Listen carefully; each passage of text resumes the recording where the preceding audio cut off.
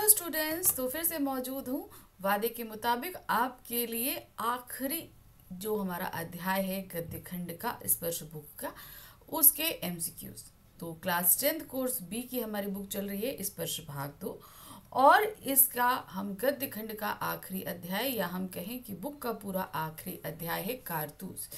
इसके हम लेकर आए हैं आज बहुविकल्पीय प्रश्न जो आपके सामने रहेंगे, गद्यांश आधारित भी और संपूर्ण पाठ आधारित भी।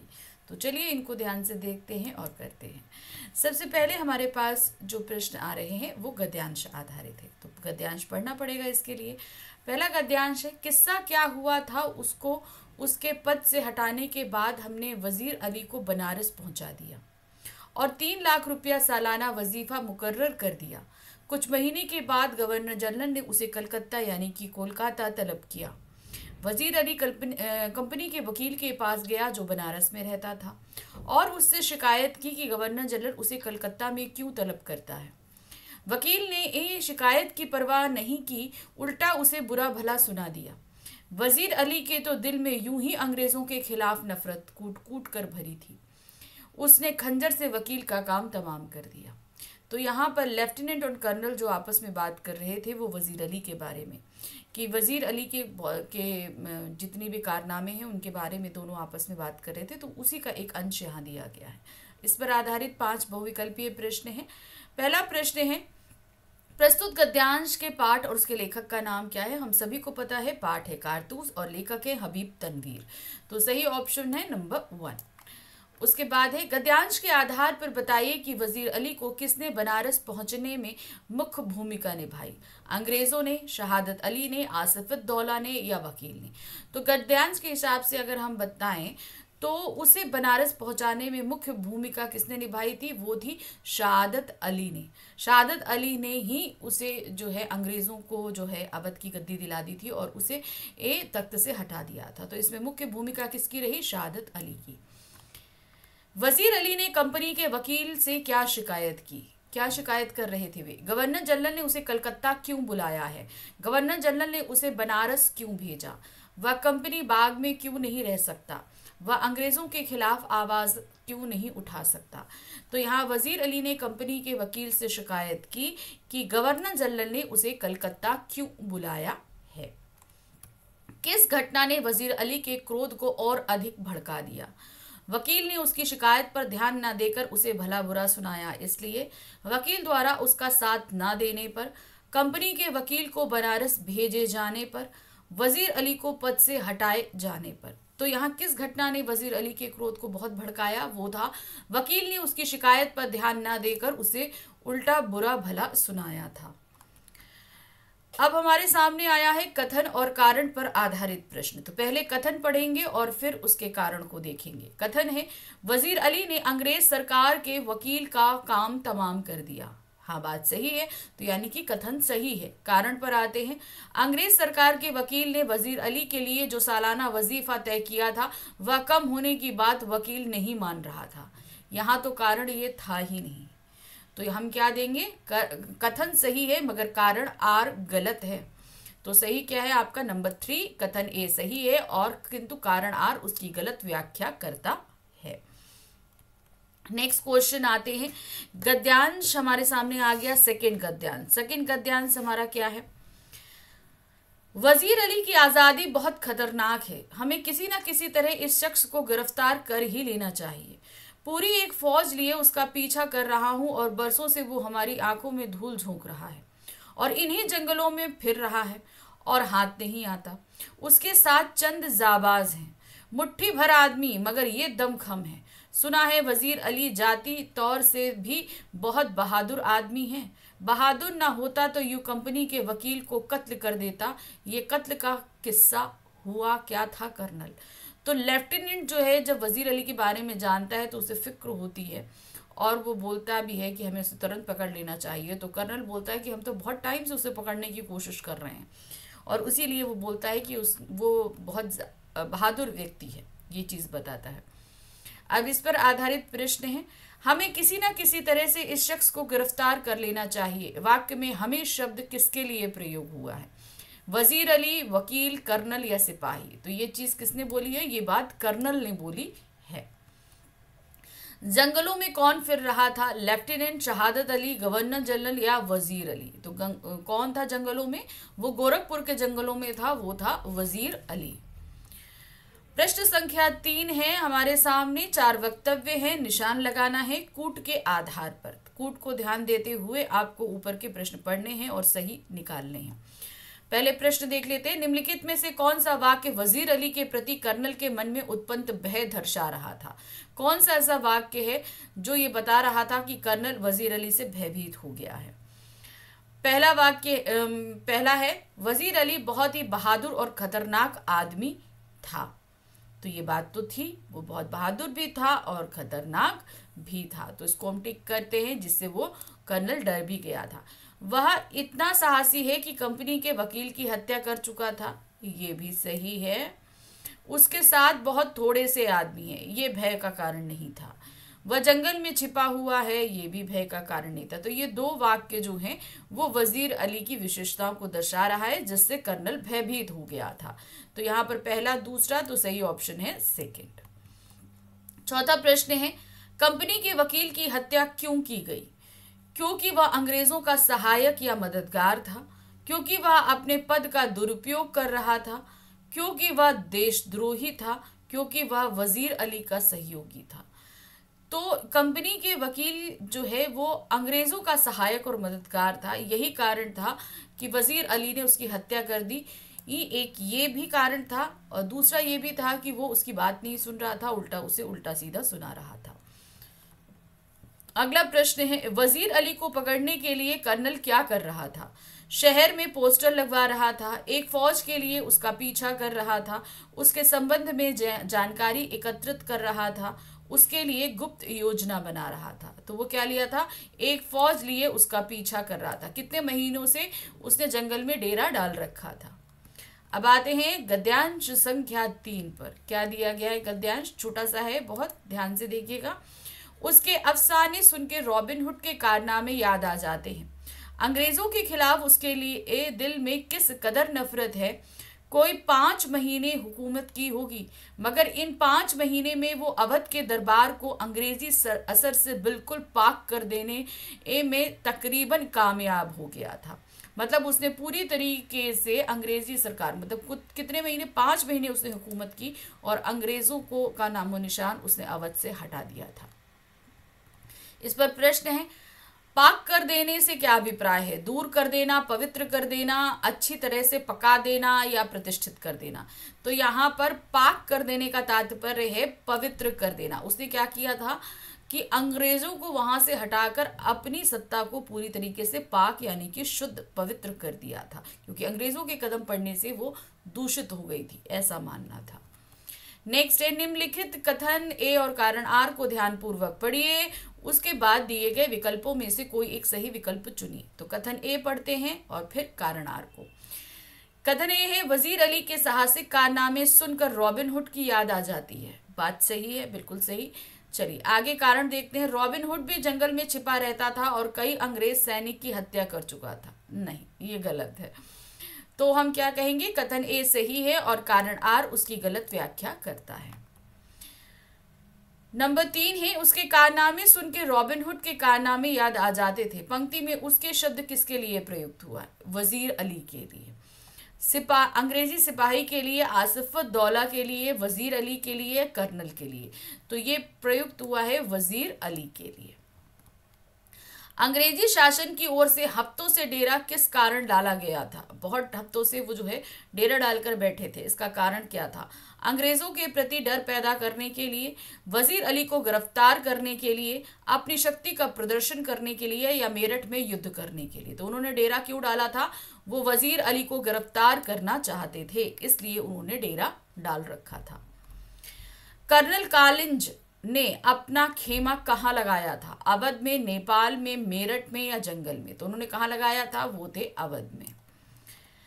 अब आ गए गद्यांश संख्या 4 पर। देखिए क्या है, किस्सा क्या हुआ था? उसको उसके पद से हटाने के बाद हमने वजीर अली को बनारस पहुंचा दिया और 3 लाख रुपया सालाना वजीफा मुकर्रर कर दिया। कुछ महीने बाद गवर्नर जनरल ने उसे कलकत्ता तलब किया। वजीर अली कंपनी के वकील के पास गया जो बनारस में रहता था और उसे शिकायत की कि गवर्नर जनरल उसे कलकत्ता में क्यों तलब करता है। वकील ने शिकायत की परवाह नहीं की, उल्टा उसे बुरा भला सुना दिया। वजीर अली ने के तो दिल में यूं ही अंग्रेजों के खिलाफ नफरत कूट कूट कर भरी थी, उसने खंजर से वकील का काम तमाम कर दिया। तो ये गद्यांश अभी हमने पढ़ा है, पहला गद्यांश हमारा रहा, वही सेम गद्यांश है लेकिन क्वेश्चंस अलग रहेंगे। प्रस्तुत गद्यांश के पाठ और लेखक कौन है पाठ हमारा, हम सभी को पता है कारतूस है और हबीब तनवीर इसके राइटर है। नेक है, वजीर अली द्वारा वकील की हत्या किए जाने का कारण क्या था? शहादत अली से नफरत करना, अंग्रेजों का कट्टर विरोधी होना, वकील द्वारा भरा बुरा सुनाया जाना या अपनी शक्ति का प्रदर्शन। तो यहाँ सही क्या था? वो है वकील द्वारा भरा बुरा सुनाया जाना। देखिए क्वेश्चन यही आपके पास पहले भी आया है लेकिन उसमें ऑप्शंस अलग थे, इसमें ऑप्शंस अलग थे। अब हमको यही देखना होता है कि कौन सा ऑप्शन हमारे लिए एकदम सटीक है जो हम दे सकते हैं। उस समय ऑप्शन क्या था? क्योंकि वो अंग्रेज़ों से बहुत नफरत करता था तो हमें वो सही लगा, हमने वो लगाया। लेकिन यहाँ ऐसा कोई नहीं होने के कारण वकील द्वारा भरा बुरा सुनाया जाना, उसने उसके गुस्से को बढ़ा दिया था। ये सही आंसर है। निम्नलिखित में से कौन सा वाक्य दर्शाता है वजीर अली सच्चा देशभक्त था? तो कूट पे आधारित चलेंगे हम, ठीक है। क्वेश्चन देखिए, पद से हटने के बाद भी वजीर अली बनारस में ही रह रहा था, तो ऐसा तो नहीं है। तो यहाँ इसकी देशभक्ति का पता हमें नहीं चल रहा है। उसे अंग्रेज गवर्नर द्वारा बुलाया जाना अच्छा नहीं लगा था, वो एक देशभक्त नेता था, उसको इस तरीके से बुलाया जाना अच्छा नहीं लगा, ये उसकी देशभक्ति दर्शाता है। लेकिन तब भी आगे बढ़ते हैं, थोड़ा सा डाउटफुल भी है ये। आगे देखते हैं, पद से हटाए जाने के बाद भी वजीर अली अवध को स्वतंत्र कराने हेतु संघर्षशील रहा। ये तो डेफिनेटली ही उसको बता रहा है। उसके मन में विदेशी शासक के प्रति बहुत अधिक नफरत थी, ये भी सही है। तो जो पहला डाउट वाला था वो भी हम ले लेते हैं। तो दूसरा, तीसरा और चौथा हमारा सही हो गया, यहाँ पर फोर्थ ऑप्शन सही रहेगा। नेक्स्ट आते हैं, पद से हटाए जाने के बदले वजीर अली को क्या मिला था? एक महल और 2 रानियां, 3 लाख रुपए सालाना, सरकारी पद पर नौकरी या उपरोक्त सभी। तो उसे क्या मिला था?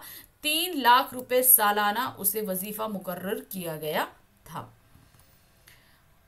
उसे उसके पद से हटाने के बाद हमने वजीर अली को बनारस पहुंचा दिया। इस पंक्ति में हमने शब्द का प्रयोग किसके लिए हुआ है? अंग्रेजों के लिए, वकील के लिए, वजीर अली के लिए, शहादत अली के लिए। तो यह इस्तेमाल हुआ है अंग्रेजों के लिए, क्योंकि अंग्रेजों ने ही उसे कहाँ पहुंचाया था? बनारस, पद से हटाने के बाद।